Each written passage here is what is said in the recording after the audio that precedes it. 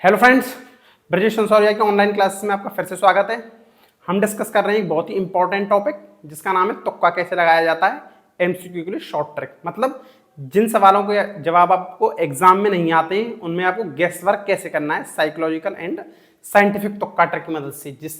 और part number हमारा आज का पार्ट नंबर 40 चल रहा है, यानी क्वेश्चन नंबर 40 चल रहा है, जिसमें आपके लिए मैं एक आईएएस प्री 2009 यूपीएससी का एक सवाल लेकर आया हूं। एक मैथ का सवाल है। मैं ये मानकर चल रहा हूं कि आपको इस सवाल की यहां से बिल्कुल भी नॉलेज नहीं है। और तुक्का ट्रिक का मतलब यही होता है कि साइकोलॉजिकल साइंटिफिक तुक्का ट्रिक की मदद से आपको 4 ऑप्शंस में से उत्तर ढूंढना होता है। ठीक है, तो मैं एक बार आपको इसको पढ़ के जल्दी से बोल देता हूं जिससे कि आप कोई शब्द या अक्षर को उल्टा सीधा ना पढ़ लो। ठीक है, जल्दी से बोल देता हूं मैं। क्वेश्चन: एक अभ्यर्थी प्रथम कुछ सतत यानी कि लगातार धन पूर्णांकों का योग करते हुए एक संख्या चूक जाता है और उत्तर 177 लिखता है। चूकी हुई संख्या क्या थी?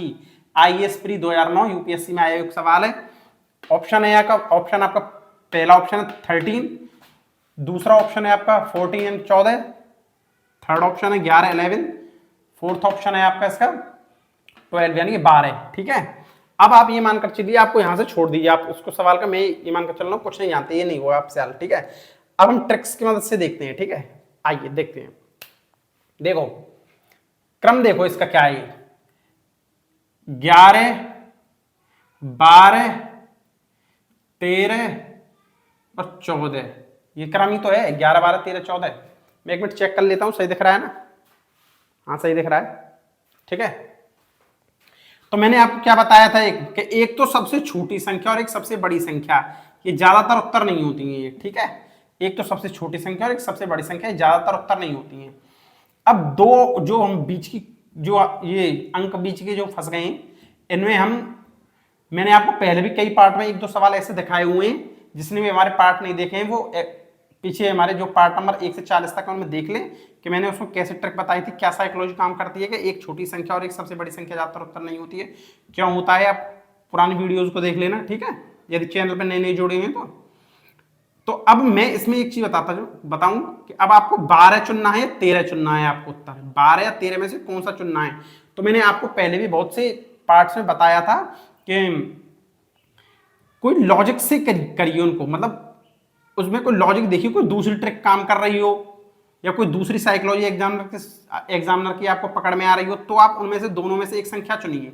यदि आप सबसे छोटी संख्या और सबसे बड़ी संख्या को काटने के बाद दोनों जो संख्या उनमें कंफ्यूज हो रहे हैं कि भाई कौन सी ट्रिक लगाएं, कोई पता ही नहीं चल रहा, कोई ट्रिक ही सेट नहीं हो रही है, कुछ हो ही नहीं रहा है इसका हिसाब किताब, तो आप जब इन दोनों में से कोई भी ट्रिक काम नहीं करे इन दोनों संख्याओं में से, तो आपको बड़ी वाली संख्या यानी कि ये तो 11 सबसे छोटी है, फिर दूसरे नंबर की संख्या है ये 12, फिर तीसरे नंबर की है, फिर चौथे नंबर की है, यानी कि सबसे छोटी सबसे बड़ी संख्या हटा दो। तो ये जो तीसरे नंबर की सबसे बड़ी संख्या ये होती है, इसी को आपको प्रेफरेंस देनी होती है। समझ रहे हो मेरी बात को? मतलब जब आप दो संख्याओं में बीच में फंस जाओ, उत्तर नहीं निकाल पाओ, तो आप तीसरी सबसे बड़ी संख्या यानी कि इस वाली को, इन दोनों में से बड़ी जो संख्या है उस वाली को प्रेफरेंस दे देना। ठीक है, यही होती है एक साइकोलॉजी। तो इसका मतलब इसका जवाब है आंसर 13, बिल्कुल करेक्ट आंसर है। करके देख लेना आप चाहें तो इसको हल, या फिर किसी आप पे नहीं हो तो किसी एग्जामिनर से, टीचर से आप इसको सॉल्व करवा के देख लेना। बिल्कुल करेक्ट आंसर है 13 ही है इसका आंसर। आई होप कि आपको समझ में आ गया होगा क्या समझाया है मैंने। और जिसने अगर आपको कोई दिक्कत आई है तो मुझे कमेंट में लिख के बता देना, मैं मतलब उसमें अगले पार्ट में आपको समझा दूंगा। और पार्ट नंबर 41 यानी 41 को तो हम यहीं पे विराम दे देते हैं। और जिसने भी हमारे पार्ट नंबर 1 से 40 तक नहीं देखे हैं तो चैनल पर विजिट करके देख लेना, मैं बहुत अच्छी ट्रिक्स बताई हैं। तो इस वाले पार्ट को तो हम यहीं विराम देते हैं और अब जल्दी नए पार्ट में मिलते हैं। तब तक के लिए धन्यवाद।